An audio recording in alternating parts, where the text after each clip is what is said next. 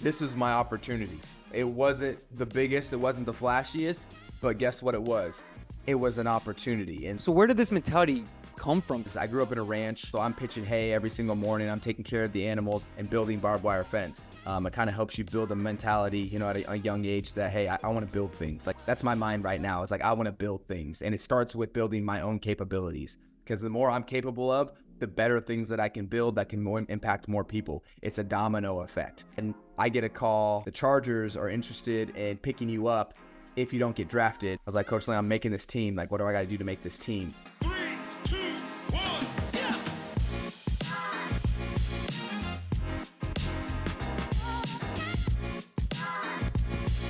Welcome to Willing to Fail. I'm your host, Peyton Bennett, as usual. Today we got a very special guest. He was a 0-star recruit out of high school. He was a 4-time first-team All-RMAC in college. He's the all-time leading rusher at Western Colorado with 5,857 rushing yards and 55 touchdowns. He led D2 with 203.9 all-purpose yards per game as a junior. Still went undrafted. Now he's an 8-year NFL vet. He's a current running back for the Washington Commanders. And if that's not enough, he's also the founder of an app called Experience that links fans and players together. So with no further ado, welcome to the show, Austin Ekeler. How are you?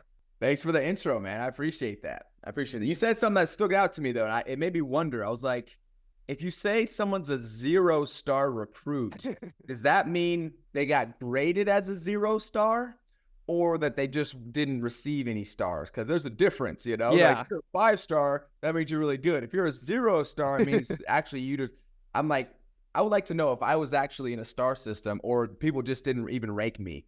But anyway, I don't know why that stood out to me. Yeah, I would assume that it was just like an unranked thing. I can't imagine they looked at your yards and your stats in high school and it's like 0 stars for this guy. I imagine it was more of an off the radar kind of thing. But I think that's what makes your story so crazy. And it seems like that's kind of the common theme from what I'm seeing, like from high school all the way until probably now, is just like this underrated, like kind of overlooked guy. But before we get into your journey and how you became like the entrepreneur and running back you are, dude, I have to ask you about last week's game first.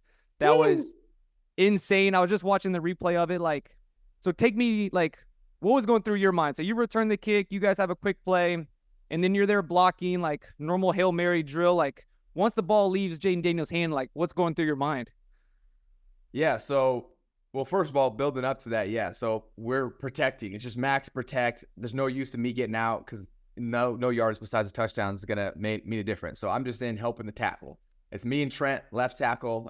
I'm like, all right, let's block this guy. So we're blocking our guy. We're still blocking our guy. I like fall down or like swipes me or something, and then Trent starts blocking him, and then Trent loses him, and then everyone else is still blocking their guy, and then Jade runs back, and we block the guy again, and we're like, well, what the heck? Like in my mind, I'm just like, Jaden, give him a shot. Like, get it out, get the ball out of your hands. And, 12 seconds later, he slings it down. And from our vantage point, we really couldn't see the catch or anything. We could just see kind of a ball of people just jump up, and the ball got tipped. And then we didn't even really get to see Noah catch the ball because he was behind everyone from our perspective. So we just hear everyone erupting. All of a sudden, it's just this massive ball of energy, like you couldn't even hear yourself think type of energy, just because everyone kind of held their breath, and then all of a sudden just kind of flipped the switch, and then you see all the training staff, all the players running on the field, swinging towels and throwing equipment and headsets and helmets all over the place. Everyone's hugging everybody in the stands. I'm sure out in the real world too, outside of it. Like, it just seemed like there was just a big shared moment of just straight like energy of, wow, what just happened? I can't believe we just won the game. And so it was one of the top 5 epic moments of my life for sure. Yeah, I was going to ask if you've had anything comparable in your football careers to that. I have not to that magnitude in the NFL, on a later game, kind of this rookie matchup it's getting, played out to be how it was played out to be. And then also kind of how that game we struggled, right? We still moved the ball, but struggled to score. They come back late in the game. It's like, shoot, like, all right, now we got to make something happen. It's not the best odds, but there's still some odds. So you still play as hard as you can. And then, for those to kind of come to fruition for you is pretty incredible. Dude, it was cool watching for me because I knew you were coming on the show this week, and I was like, oh man, I hope he's in a good mood. Like, I hope they get a good win. And I saw it kind of unfold at the end. I'm like, well, it's gonna take a crazy ending, and then it happened. I was like, that's amazing. But anyway, Yeah. so back to your journey. So you grew up in Colorado, right? Went to high school in Colorado, and I mean, from what I'm looking at, you put up pretty crazy numbers in high school. What do you think was the reason why you didn't get recruited much? Like, what was kind of like your state of mind, like knowing that you put in the effort, you put in the work, you've gotten the results, but you're not seeing the results from the approval from other schools? Yeah, I think it's a lesson that was learned, a life lesson that was learned, honestly. Like, even though you might put everything you can into something, and just because of your circumstances, you still might not get discovered at the level that you could potentially get to. And there's a lot of lessons to be learned in that, not just in sports, but, throughout, different types of industries and personal situations as well. But for myself, I gave it everything I had. And I think that's what actually separates me to this day is how I apply myself. And that's why I've made it this far in my career. But then it was like, okay, this is my opportunity. It wasn't the biggest, it wasn't the flashiest, but guess what it was? It was an opportunity. And so for me, it was Western State. They wanted me to play running back. I wanted to go immerse myself into a new ecosystem. I had just done that with my high school career. I was looking for a new one and looking for a way to pay for college. And so that's how I made that transition. That's kind of where my mindset was for that transition. Yeah, definitely a silver lining in that, like the kind of the work ethic and the mindset that early lessons taught you. I feel like definitely helped you. For sure. For example, like the day I graduated, my truck was already packed. I was ready to go start working out and start getting a job, and I was ready to go to work. Like, that's where my mind was. Like, I'm already ready. I'm already invested. I'm ready to go. And so that you can't measure that, right? That has no value on a stat sheet, but it has a ton of value on that competitor, on that person's willingness to, go and improve, and that person's potential to expand their bandwidth. If you show up with that type of mentality all the time, there's no option but for you to improve or to progress, Yeah, you definitely can't measure like at the combine, like the chip on your shoulder, for sure. So you were starting basically your freshman year. Was that like, this is probably another pro of going to like a smaller college, is having the opportunity to play right away. And you look at guys in the NFL now, like people who played more seem to do better in the NFL that didn't play much in college. Like, what was your overall college experience like, playing running back, being the kick returner, and how do you think that helped prepare you for the NFL? Yeah, I think it was more practice of continuing to, regardless of the situation, you just give it your all. And that's really what it helped me practice that at Western, because I went to a school, they won 2 games the year before. We were terrible. We had 4 seniors on the team. So there was zero leadership, because you don't ever recruit 4 seniors, right? You recruited 20, 30 seniors and only 4 were left. That means the culture there was not great. We had just gotten a new head coach who was kind of doing a revamp of the team and, bringing his type of guys. And so I was kind of part of one of the staple, draft or recruitment classes there. And for me, my mindset was, I'm going to continue to give everything I can into this. I thought my opportunity was going to come with my brain in the business world outside of sports, but I needed to pay for sports, and I didn't have a full ride scholarship. So for me to increase my scholarship, I needed to get all conference. I needed to prove more value to the team.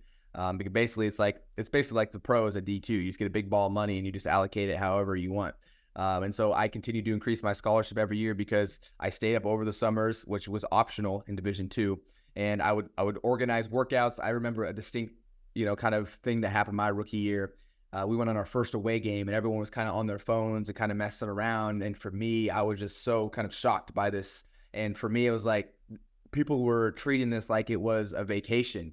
And I remember our offensive coordinator asking before he wrapped up his meeting, does anyone else have anything to say? And I remember I was a freshman, so I was so nervous, right? I'm just like, man, I got to say something. So I'm like, Coach, I got something. And I got up in front of the team, and I remember just trembling like I'm about to cry because I'm so emotional and I care so much. I'm like, you guys, we can't be treating this like a vacation.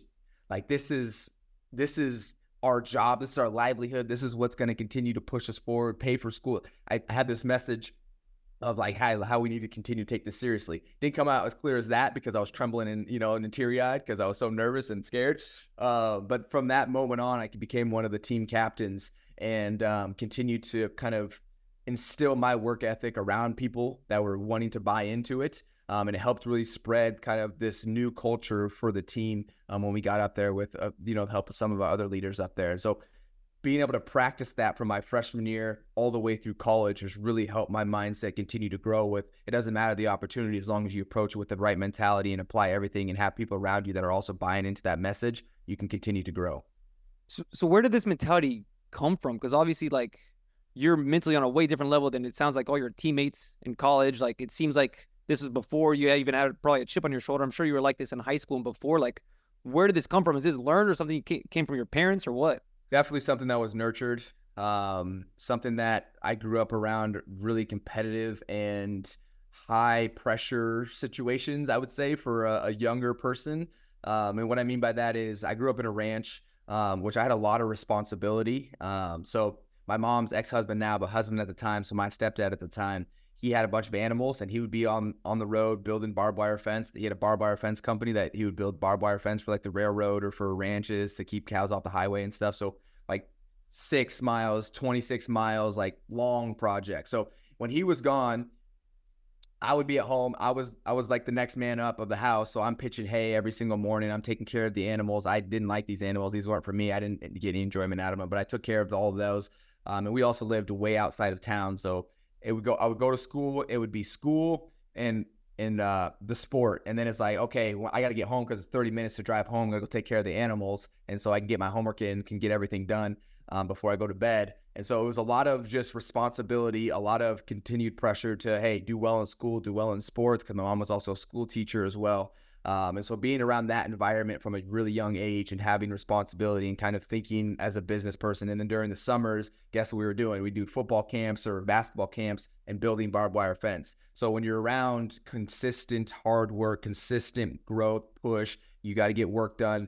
It kind of helps you build a mentality, at a young age that, hey, I want to build things. Like, that's my mind right now. It's like, I want to build things. And it starts with building my own capabilities, because the more I'm capable of, the better things that I can build that can impact more people. It's a domino effect, right? But it all starts with ourselves. The more we can bring on, the more we can continue to extract from ourselves because of our skills, the more vast our impact will be. And so that's where my mentality has come from and how it's continued to be practiced over time.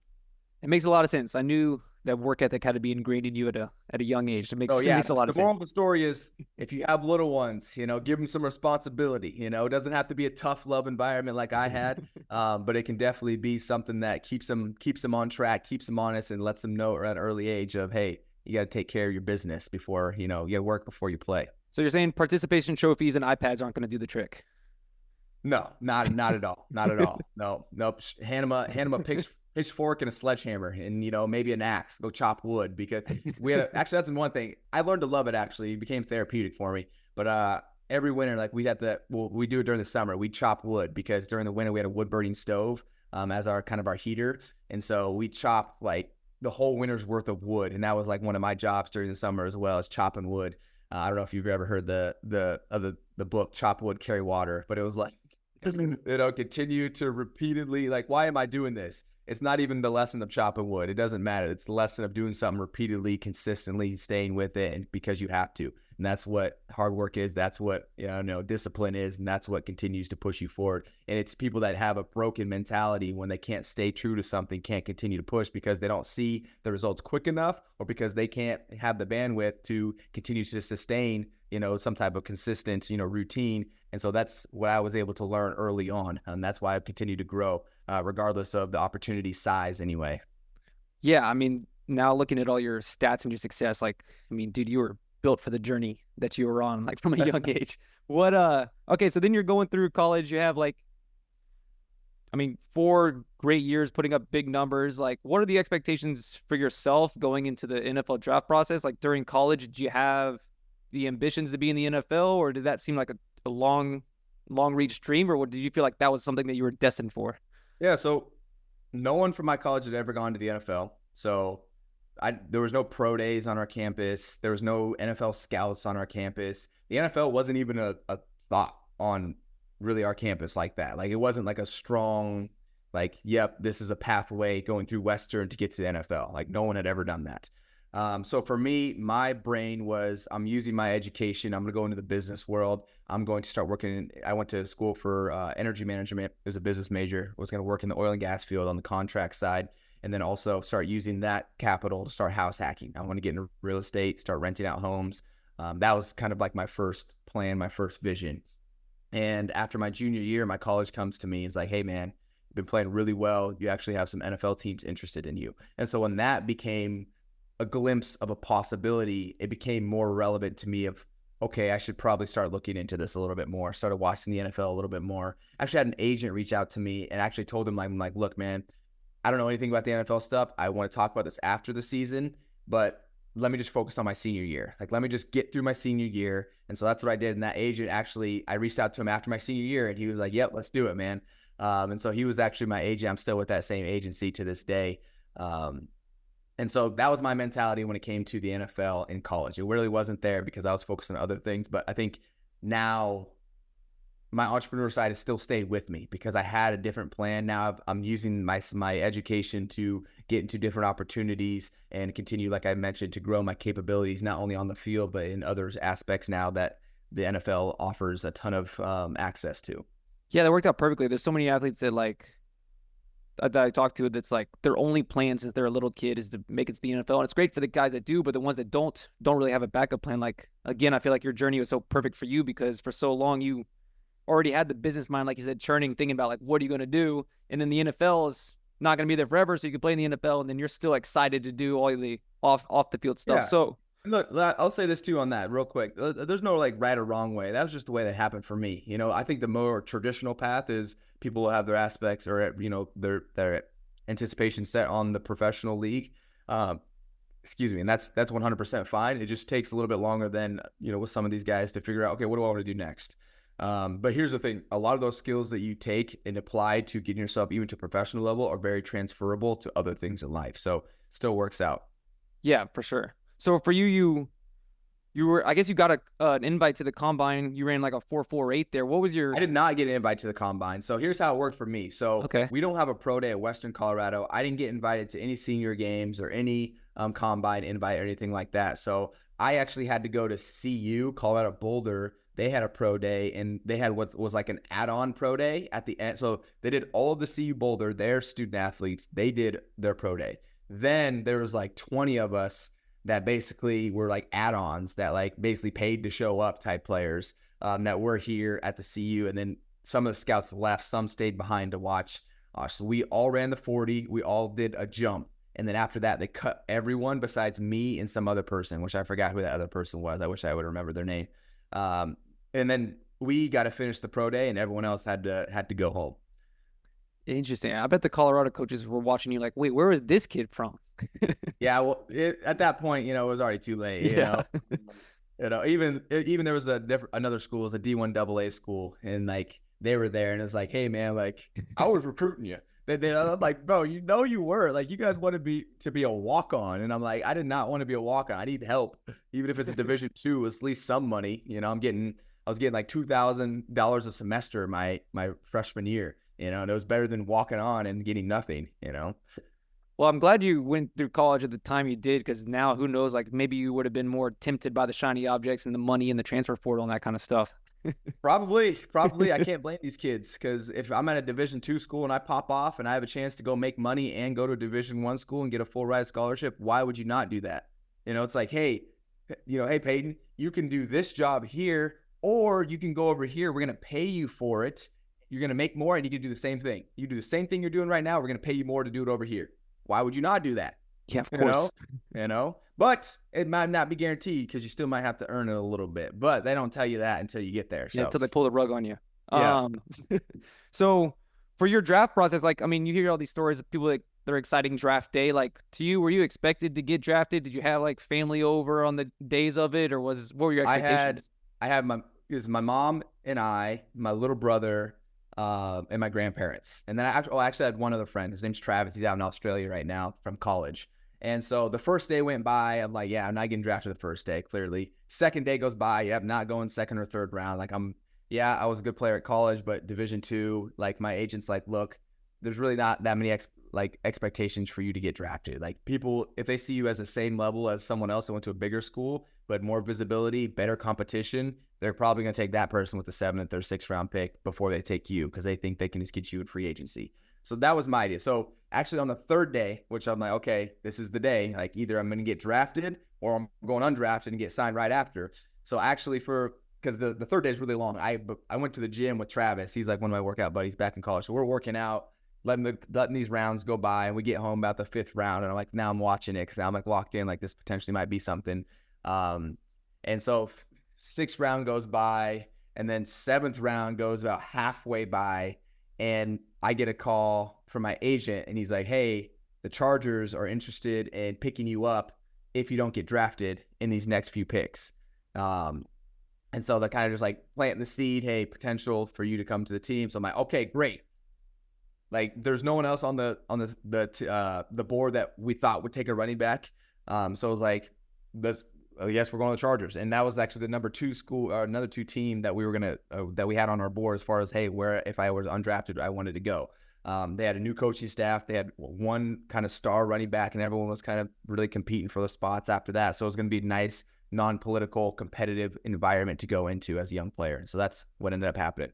I mean, definitely seemed like it worked out for you. Yeah, I mean, like you said, for anybody, even the drafted running backs, it seems like we had running backs this year drafted in the 1st, 2nd round that are still like 2 or 3 on the depth chart. For you to be able to like have a chance to compete for that like number 2 spot on the depth chart is great. So what is it like? I mean, when you finally get to the NFL, when was like the first like, oh man, I made it to the NFL moment, like pinch me, like this is amazing? Or was it just kind of the same like chopping wood mentality, like one day at a time, let's just keep grinding? Yeah, it really intensified at that point. Like I went to a mental state that is definitely not sustainable for a long period of time, where I was just super hyper focused on nothing besides the opportunity at hand, because I knew it wasn't just an opportunity to continue to play football. It was an opportunity to expand beyond football, right? My impact, my capital, my awareness of connections and things like that. Like I knew there was things that I didn't even know about that I would be able to get access to if I make this work. And so for me, I took hyper focus to a literal sense and did nothing besides focus on my opportunity as far as the playbook, as far as what I need to do. I was staying after talking to coaches. After OTAs, I actually went to my head coach, who's my running back coach now, and I was like, Coach Lane, I'm making this team. Like, what do I got to do to make this team? And at that time, he didn't even know my name. Like, I was number 3, 90-man roster. You don't know everyone's name at that point. He didn't even know my dang name. And he's like, well, you got to protect the quarterback, protect the ball, and go talk to our special teams coordinator. So I go talk to him for about an hour. We had a good conversation. But for me, like, I remember just being so stressed out because I put so much pressure on myself. I didn't get a lot of reps. I'm 6th string on the depth chart, and 0 6th string running backs make the roster. So I'm like, I know I need to make something happen, but I'm not getting that many opportunities. But the opportunities that I did get, I was on point. I did my job. It wasn't like I was being Superman out there, but I did my job. I was showing that I could be trusted. I was showing that I had some dynamic skills, can run on special teams, could tackle, stuff like that. And that's what ultimately ended up making me, let me get a spot. That's amazing. I mean, the work behind didn't seem like Superman, but I mean, your first NFL carry was a 35-yard touchdown run, right?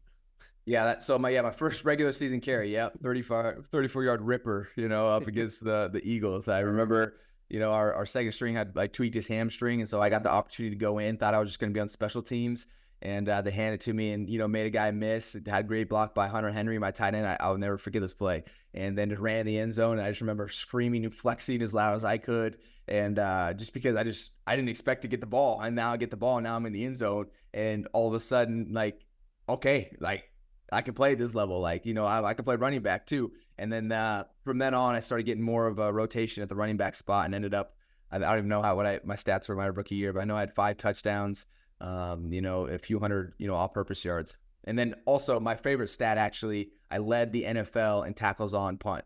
My favorite stat to this day, had 15 tackles on punt. Never tackled anybody really in my entire career, never played defense, but it just showed like, hey, I'm willing to go above whatever I need to do to flip and make this team and make it work. And so you need me to tackle people, I'm putting everything in my effort to go tackle people like my life depends on it. That was 15 tackles just your rookie year? Just my rookie year on punt. I had 18 total, but I had 3 on kickoff and 5 on punt. I mean, yeah, that just goes to show like kind of the common theme of your story is just that mentality of the grinding, like whatever it takes. If I got to tackle people to get to the spot, but So you like that stat more than leading the NFL in touchdowns for 2 years in a row? I do, because it's more meaningful at the time that I was in. Because at the time that I was in, I had never really played special teams. And to me, that was like a defining moment that showed that. But when I look back on, I call upon like that was an example of me doing whatever was called upon to make sure that I get it done. And this was a job that I had really never done before. I had always played running back, and I was able to take advantage of an opportunity, even though it wasn't necessarily what I was expecting. Just like back in high school, wasn't what I was expecting. And, now is another opportunity. Like, hey, I'm here to play running back, but I got to make the team on special teams. That's how it works for, some of the backups. I wasn't used to that. In leading the NFL, I think in tackle and touchdowns for 2 years in a row, great accomplishment. But it was later on in my career I had to become more of a pro. And so I think that's more of a peak of, okay, Austin's capabilities in the NFL. But getting in is always the most important thing. So as an undrafted guy, that's why the tackles were my favorite. Love that. So, I mean, you had an amazing career, I guess, at the Chargers, and then decided to move on to the Commanders this season. I mean, I'm sure you're high on it now. Like, looks like an amazing decision. You have Jaden Daniels, you have like that amazing Hail Mary play. But what was kind of like the decision-making process for you, like picking what team, or what decisions or choices do you even have in that moving on process? Yeah. And we can wrap it up with this one. I think it's a good one too. Going into the free agency world, it moves fast. And it moved really fast for me that this year specifically, because there's so many different running backs. My whole class was basically free. There's a few that were still locked up, but some really predominant backs that were getting moved around. And the guys that got franchised last year, Pollard, Jacobs, and Saquon, that were available as well. So competitive market all of a sudden, boom, all at once. And I really wanted to be in a position where I was utilized in a way where I know my body is most efficiently utilized. And that's going to be with some other back that can take some of the load as well, and still play at a high level. And so that was a perfect opportunity here with Brian Robinson. And not only that, also the my head coach, who allowed me to get my start at the very beginning, was also going to be the running back coach over here. So here I'd already had been seen kind of me and knows kind of how I like to work, knows my operation. So it was kind of a match made in heaven coming out to Washington. And then now that I've learned more about Dan Quinn and his philosophies, like really glad that I've come to a team that's all about brotherhood. So yeah, as a Falcons fan, I love Dan Quinn. So I'm excited for you guys. But yeah, I mean that just goes, that's such a mature way to look at it. Like, I don't think many running backs are looking at it like, oh, what is going to be better for my body long term? Like, instead of me just being like the superstar and getting all the attention. Last thing before I ask about the app, like, I mean, I know your quarterback, Jaden Daniels. Like, what is something that the public or the media doesn't know yet that makes this guy so special? Wow. Shoot, the public or media doesn't know. There's probably a reason the public or media doesn't know, if that's the case. Fair enough. And it's probably good to stay that way. He's a special player though. He's bought into our program, bought into the brotherhood, just like all of us are over here. There's a reason he won the Heisman, and we see it every single Sunday. I see it pretty much every single day. How he approaches work, how he leads, and he does it in his own unique way, which is great. He's not trying to be something or force things. He's just his cool, calm, collected self. So I'll leave with you that. I have to jump off here, but I appreciate you having me on. And that's take good. Care, man. Where can they find the app? Just on the App Store experience? Yeah, so we didn't get a chance to get into it. It's all good. I don't have enough time, but I got to jump off. But awesome. That's good. Appreciate you coming on. Take care. See ya. All right. Well, you can find Austin Ekeler's app Experience in the App Store. It is an app created to engage fans with players, athletes, teams, schools. You can get personalized videos. You can get signed memorabilia. You just go to the player's profile, request whatever you want. It's an amazing app. You can get it on the App Store. And that's it. That's a show.